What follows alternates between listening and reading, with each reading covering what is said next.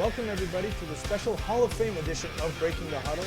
We are here with 2012 Hall of Fame inductee Thomas Cesari in the referees category, the first one to be inducted so far. I am your host, DARON BASMADJIAN, and also Hall of Fame inductee, DARON BASMADJIAN, might I add, but I guess you'll be seeing that interview later on. First off, Tom, welcome. Congratulations. Obviously for us, I mean, being part of the people who decided on who's a Hall of Fame member, and obviously with Robert Campana, it was a no-brainer here as far as referees go. You are a surefire Hall of Fame inductee. First of all, your thoughts. What did you think when you heard about it? Well, thank you very much, first of all, and I'm honored, and I think it's great that the league has acknowledged the officials, and I think there are a lot of deserving guys out there, and I'm just thankful that I have to be the first inducted to the Hall of Fame. Well, yeah, no, like I said, really, Tom is a guy, and obviously we'll go through the usual questions we go through with the Hall of Fame edition, but I mean, just speaking personally, I mean, Tom's been in this league since day one, and this is a guy who has accomplished a lot. I mean, as a player too, you've seen it on both sides, and we'll get into that as well. Just going through the little Flag Plus fact sheet, so you've reffed quite a few Division A and Division I finals, Yes. so you've been called on to do the biggest games. You've been in here since 2005, so since the start, which is incidentally longer than I've been here. And also, what was written on the initial thing was, to those in the know is on the fast track to being a CFL zebra. Well, to those in the know now, we're beyond fast track now, and so congratulations are in order for that too, as you are officially a CFL official now, so congratulations on that too from us and from everybody who's watching this, I'm sure. Also, you've been a part of the FPF Rules Committee for the last 2 years, helping shape the rules and change that up, and we are very appreciative of that, as are the players. Beyond that, very approachable guy, and anybody who's ever been reffed by him or just seen him around the field knows this is a guy who does take the league seriously and enjoys it. Now, let's jump right into it, Tom. So let's talk about your start in the league, 2005. How were you approached, and how did you come into the league? So thinking back to 2005, the head official at the time was Bill Rod, who I had worked tackle football games for. And late in the winter, he gave me a call and said, "Hey, we have a new brand of football. This flag football league has asked us to provide officials. Would you be interested?"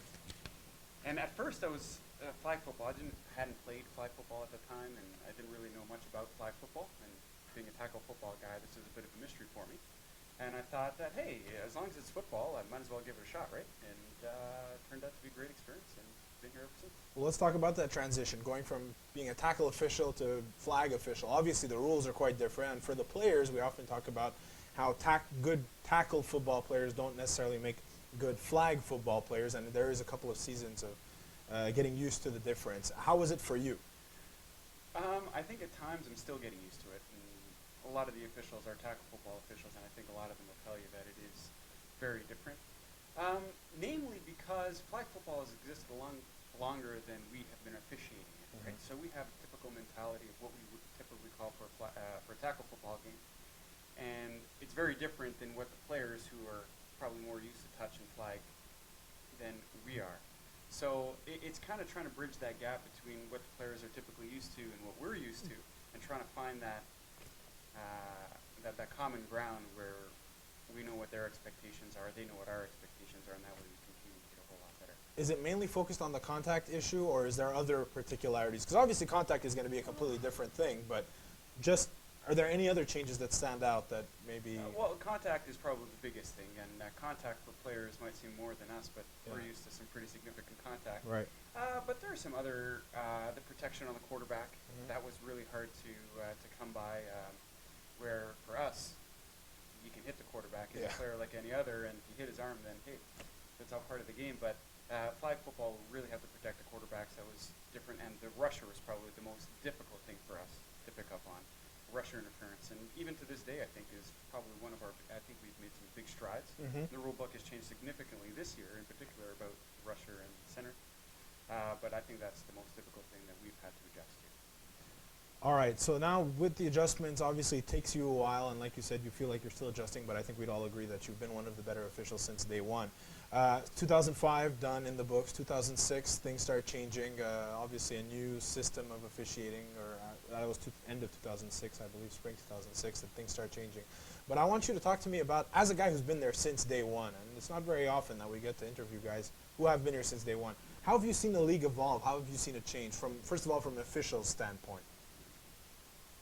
From an official standpoint, I think that the league has done a great job at integrating us into a lot of the decision making and a lot of helping the league kind of move forward. We have the rules committee now, which didn't exist in day one. We had meetings on rules, but it wasn't the same structure that we have today. I think officials are a lot closer to players now than they were at first. We were kind of very segregated, and we walked in and did our job and kind of left. Now there's a lot more interaction with players. So we actually... Sorry to cut you off. Do you think that's for the better or for the worse?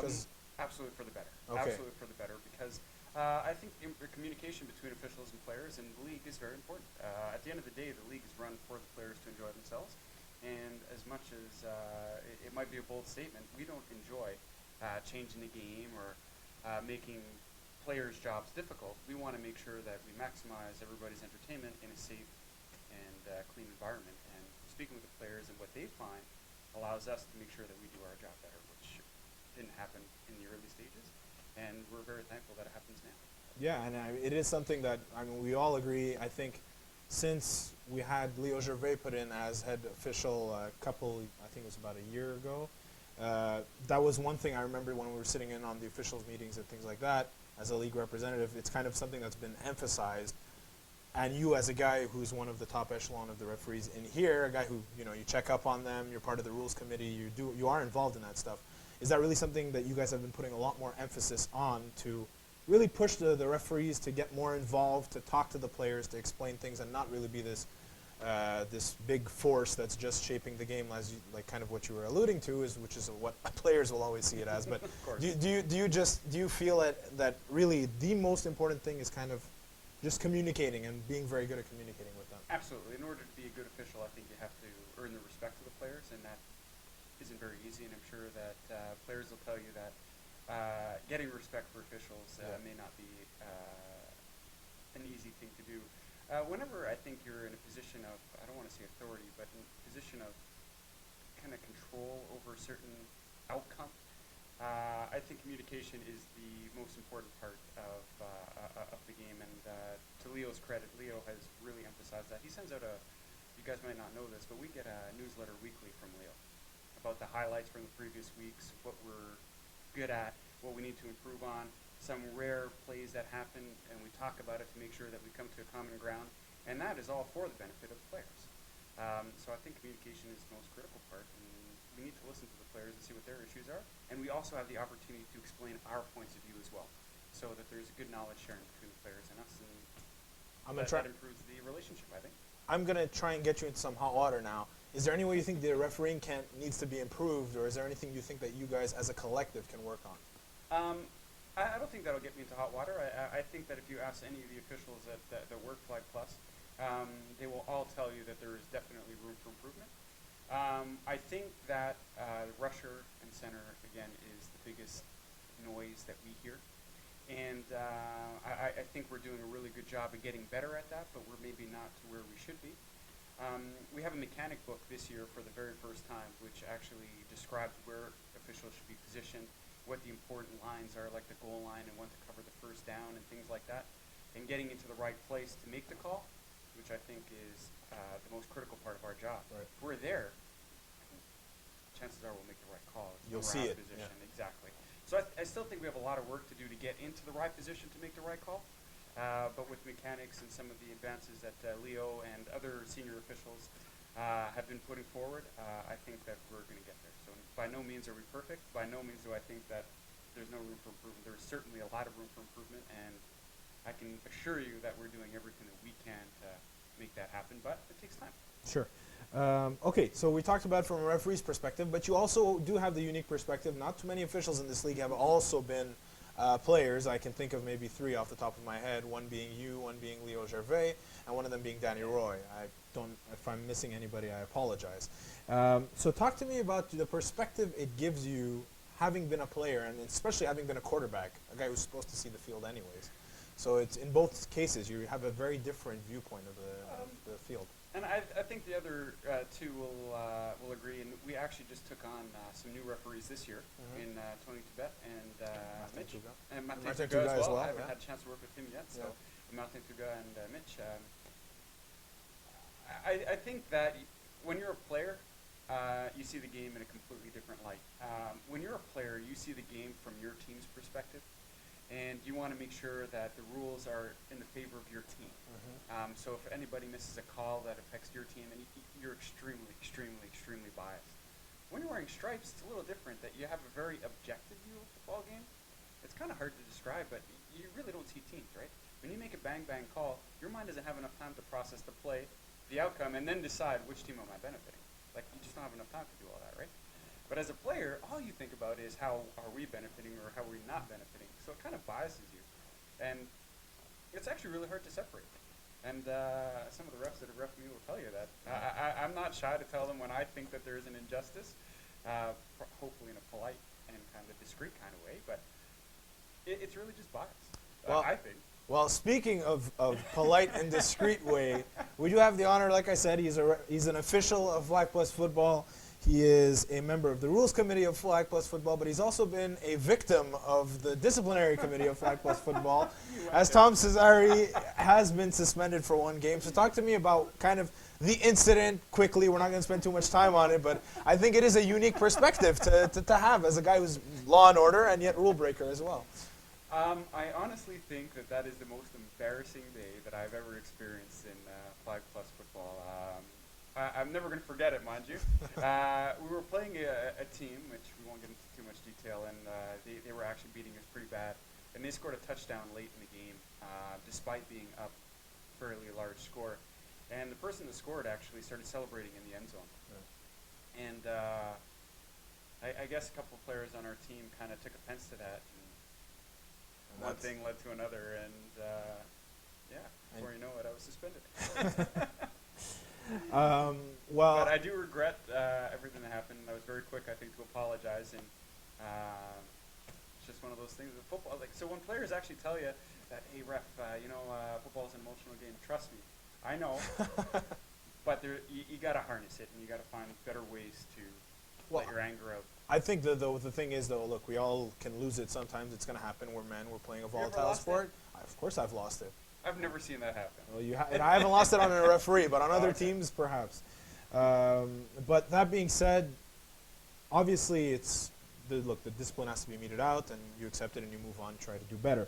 Can't believe you remember that. Well, actually, it wasn't me. It was the producer in the back who said you can bring it up. So you have him to thank for that one. Now, that being said, so like we said, a lot of time playing QB, a fair amount. You did ref the QB in about at least 4 or 5 seasons that I can recall with the Thundering Herd. Yeah. Had an opportunity to play with your brother. Both my brothers. Both your brothers, yeah. Nice. So who's the best Cesari as a player? Now you're going to get me into hot water. There you go. If anybody knows my younger brother, Dave, if I don't answer him, he's going to get really upset. He's done really well in the league, though, to be fair. Yeah, and you know what? I think both of my brothers are actually very underrated for the talent that they have. Chris, my older brother, is a big guy on defense. He's got pretty good hands, and he's played football. He actually plays rugby, really tough guy, and just has a pretty good sense for the game. Dave is more of an offensive threat than I think Chris is, but Dave actually has really good feel for football. He played Vanier, and I think they have their unique skill sets, but I think both of them together are a definite asset to the team. That was a great answer, but it wasn't an answer to my question. Which is better? Who is the best Cesari? You got 3. It really depends. If I were starting a team, I'd probably take Dave. But if it was 4th and 1 on my goal line with the game on the line, I'd take Chris. All right. And you'd be picked last, or? Oh, by far. Yeah. Did you see my quarterback rating? I think my quarterback rating hovers around 70 or 75. The only thing I can talk about Tom Cesari as quarterback is don't even bother rushing him because he lines up about 50 yards behind the snapper. And the ball's out before you get there, hopefully. That's it. So it's really just a waste. You put your worst player rushing in that game. Exactly, and I'm not going to run anyway. Yeah. Okay, but now you've QB'd, you've reffed. Obviously, refereeing is more of a livelihood at this point for you. It is something you take seriously, and we said you are now a CFL official as well. But which do you prefer in Flag Plus Football, strictly speaking? Which have you preferred, playing quarterback or refereeing? Very good question, and I'm going to have to say referee. Okay. I love playing quarterback, and I love playing with the guys. I love playing football. My short stint with the Vicious Canucks was a great time, even though we had a 2-8 record. And time with Thunder and Herd. Somehow almost made the playoffs anyway. We did make the playoffs. Yeah, that's it. We got Okay, to the sorry. conference final that Sorry, year. I heard 2-8 and I thought it's not possible, but now that we actually made the I remember, playoffs yeah, and that's knocked right. out the number 1 and number 2 seed. So there you go. That's right. But refereeing has always been a passion of mine. Chris, my older brother, used to play. I used to go watch his games, and not to watch football, but to watch officiating. So it's something that I've done for a very long time. I've been doing it for 15 years, and I absolutely love it. And as long as there's football, You'll be there. I have no problem officiating, and I really, really enjoy it. Good. Well, we enjoy having you as our official, speaking on behalf of the Flag Plus Football and as a player as well. Okay, let's talk some quick questions here. So what's your favorite game you've ever officiated, the one that you found was the best, the most entertaining? That's I find a very difficult question because as officials we have very short memories. We have to have very short memories in our line of business. And you watch a lot of games. And we watch a lot of games, probably like 9 every week. So multiply that by 10 and by 10 seasons or 11 seasons. So the one that actually really stands out is a game, a lower division game that happened a couple years ago where Les Afkers kind of snuck into the playoffs with one of the bottom seeds and upset a couple teams in their magical run in the playoffs, much like the Visions Canucks did. Mm-hmm. And they came up against, I believe it was an undefeated family at the time. Mm-hmm. And they were down 2 touchdowns late in the game and somehow surprised everybody and tied the game up right before the end of regulation and forced overtime. And the first 3 convert tries, which in this league is just convert tries, you have 3 each, didn't solve the game. And it actually went into double overtime. And it was just a fantastic game with a team that was a severe underdog, put up a really good fight against a really good football team.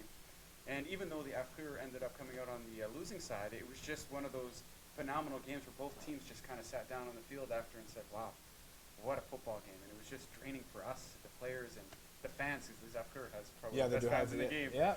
Best fans, best looking fans, probably too. Yeah. I wasn't going to go there. But I went there for you. Yeah, my fiance's watching, so. That's fine.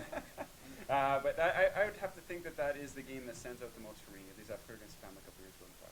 See, what's interesting about that response is that, and this is what makes you a great official, is not only do you say that the game was exciting, but also you kind of know the circumstances, which is astonishing because, I mean, like even for me as a guy who works in the league, I don't necessarily remember all those circumstances either. So it's always interesting to see a referee who has a feel for the league itself and not just the game. Let's move on to your favorite. Is there a team in particular you enjoy reffing? Is there a team? No. I don't think so. That you like to watch? That I enjoy watching? Yeah. I'm a very offensive kind of guy, and not just because I'm the quarterback. I just like watching offense. So high-scoring teams and high-scoring games are my preference. More running involved for us, which is a better way to get in shape. But true. I'm an offensive kind of guy. Not to say that I don't like defensive teams, but if I had a preference, it'd be the offensive-minded teams in the league. That's my preference. But any football game, I'm ready to go. And then going in that line, because obviously you speak offensive type games, but you have 2 different kinds. You have offensive games that are superbly well played, and then you have offensive games where it's kind of a mismatch or anything like that. The allusion I was going to is higher division games and lower division games. In higher division games, a lot of times it's just very well played, and you do the best you can on defense, but this league is built to favor offenses. And in the lower divisions, sometimes it's just prolific offenses with a big mismatch in terms of athleticism and execution. Do you have a preference, higher division, lower division? You said your favorite game was a lower division game, but is there any preference for you? You know, I worked a game this year, which was the Montreal Finest against the Expos that finished, I think, 38-37. And I checked that before I came here, so not that I remembered. But and it was just a back and forth, absolute war. And when one team didn't score, sure enough, their defense came back and had a big stop on their end as well. And it's just there was no clear advantage. So, like roughing guys like Ed Moore and Keyshawn and Chad Byers and like where these guys find receivers and where they throw the football, it's just incredible. It's just that Carmen and these guys are just amazing football players, amazing athletes, and I think that we're really lucky to actually watch them perform. But that's not to say that lower division games, guys that don't have the same experience or the same hype around them, and I was telling I think before that within 6 games that we ref in a given night, guarantee there's at least one highlight reel play that you're like, wow, I can't believe you made that play. And most times it's probably in the higher divisions, but that doesn't mean that these plays don't happen in lower divisions. So It really depends on the night. I think that we enjoy them all equally. You can see a little bit of the good in anything. Basically. That's right. How hard is it to not be a fan at that point when you see like an incredible player or a ridiculous comeback like you're saying? How hard is it to not at least crack a smile or make it look like you're pulling for one team? Because deep down we know that that's not what it is. You're just appreciating the flow of the game, but you still have to keep some type of professionalism. So how hard is it? You know what? That is actually really, really, really hard part of our job. When you see a guy make an incredible diving catch, or he's got a great vertical and out jumps two guys and makes a catch in the end zone. Thank God we have a whistle, and we have to blow our whistle at the end of play, Okay. which kind of, Gives you know, you the time. but trust me, we may not exude it and we may not make it outgoing, but I promise you on the inside, we're, wow, that was a really nice player. Even tackles sometimes, diving tackles, and wow, that was a really good play. So it's really a lot about appreciation in addition to the whole Absolutely. law and order aspect. That's good. I think we hide it well, but there is definitely that appreciation in all of us. All right. Let's go on to let's talk about your thoughts about the Hall of Fame class. Obviously, the other guys who were named last year, but let's go into. I always ask your fellow classmates now, and you as an official obviously have probably seen all of these guys play. So, Oh, absolutely. So let's hear your thoughts. First of all, we will start with Paul Lapierre. I wrote on the Facebook page what I thought, and I'm just going to reiterate the exact same thing. I think he is the most dominant receiver I've ever seen play this game. He's not fast. He's not fast by any means. I think he learned the spinorama from Rashi. Yeah. But hard to tackle and just great, strong hands, and very good offensively. And he'll tell you that on when another team has a Hail Mary chance, put him in, because he'll out-jump anybody. And what happens when he doesn't is that they give up a touchdown. That happened earlier this year, and he kind of started yelling at his team for not putting him in. But it didn't change the game, mind you. But probably the most dominant receiver I've seen. Just all around, great hands, good route running, and he tied the record for most touchdown catches. And it's no accident. I think he's a great receiver, and he's just so great at boxing DBs out. All right, we'll move on to Paul Kamel. Paul Kamel, he is got to be one of, if not the fastest player to play this game. He covers the entire field. His strides are so big, and the ground he covers is absolutely incredible. And he's got a great sense of the game. He used to play quarterback, I think, for A couple seasons, he did play quarterback in He G-Man. played Click-Clack as receiver in G-Man. I think G-Man, he was quarterbacking. We actually had to put rules in to kind of defend against some of his underhand passes near the goal line. That play was just unstoppable. I know it knocked the Thunder and Herd out of the playoffs one year. Just an all-around great athlete and great guy. He's probably one of the only players I can honestly say I've never actually ever had a real discussion with. He's asked questions and we've answered, and just class A guy and great athlete, great football player. All right, well now fellow official as of now, Tony Tibet. You know what? I actually I had the opportunity to work with him last weekend as an official after I finished refereeing his game. Okay. And I actually told him, I said, that is why you are the Hall of Famer. I don't know how he does it. It's not pretty. It's never pretty. No, it's not. He's deceivingly fast. He's got really good elusiveness when it comes to the rusher. And he throws a pass that, you know, kind of like Anthony Calvillo. He never throws a spiral, and puts a lot of air under it. And he doesn't have the strongest arm when you kind of compare him to some of the other quarterbacks in his division. But yet he somehow always gets the job done. Always. His passes are very accurate. He's got really good cohesiveness with his receivers. And I think that he speaks a third language really helps him out, because he can actually talk and no one really understands. I always told them, I said best job would be somebody put me on their opposing team and I'll tell them all their calls. Yeah. Exactly. So he gets it done. It isn't always pretty, but man, does he always get it done. And it doesn't matter what team or what level he plays, he always finds a way to win. Incredible. Anybody that finds a way to win is Hall of Famer, in my opinion. Well, that's a good barometer. Shane Williams. You know, Shane is probably one of the guys that I know a little bit less than the other guys in the Hall of Fame. When I do watch his games, proud member of the Hurricanes during their good run here. What a dynamic receiver. I don't think I've ever seen anybody run a post route better than him. Great hands. I've very, very, very rarely seen him drop a pass. And he's just a great guy to have around. He's always smiling, and he's always chatting up with everybody. And I think he's a great guy and great football player. Gino DeFazio. He's got an interesting relationship with a lot of the officials. We had baptized him at an All-Star game a couple years ago and let him officiate an All-Star game. And I swear not more than 3 or 4 minutes after the half that he was officiating started, one of the teams actually was begging for a call. And Gino just stood there and shook his head. I will never, ever forget that. Gino is another one of those guys that just manages to get the job done. He's incredible at recruiting players. He always has a competitive team. And he's got this aura about him that he knows, and he doesn't take anything from anybody. A player drops a pass to the bench.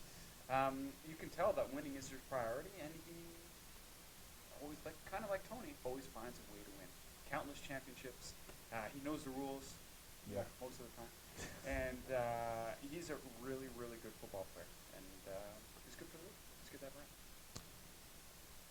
Final words on getting inducted. We went kind of through a whole range. We went through your playing days, your refereeing, but anything, obviously, if you want to, there's specific people you want to thank, anything like that, but this is your chance to take over the camera here and say what you got to say. I kind of wish that you would have told me that before so I could prepare, but no, I'm just really honored and really thankful to be inducted into Hall of Fame, to be part of Flag Plus Football, to see it grow from the first season to well over 100 teams now. I see all the players every week, and to work with a great group of guys. We have a great core of officials here. Leo is fantastic as the head official. A lot of my very good friends work in the league. Most of the CFL officials that are from this area work in the league. And it's just a pleasure to come every weekend. And you know what? It's got to be pleasurable, because if you think about the times that we have to give up a Saturday night and in its entirety, and a Sunday night before you have to go to work the next day, and we never think twice about it. We know that we're going to come and have a good time, so I'm just thankful to be part of the league, and the Hall of Fame is just kind of like a cherry on Sunday. I appreciate it. You didn't need me to tell you ahead of time, because that was a perfect answer there to cap off a very good interview. Thanks a lot, Tom, for being here, and again, congratulations. Really, very, very well deserved. One of my favorite officials, favorite guys in the league, to be quite honest. Still calls me Birdman all the time from something I had on the back of my jersey from Notre Dame, I think. Since 2007, and he hasn't let me hear the end of it 5 years later. But really, very well deserved, and congratulations again. Congratulations to you as well. I'm glad that you made it to the Hall of Fame as well. Oh, did I? What? I wasn't aware. Thanks, I appreciate that as well. So that's it from us here at Breaking the Huddle. We will see you with the next batch of Hall of Fame interviews. That's it.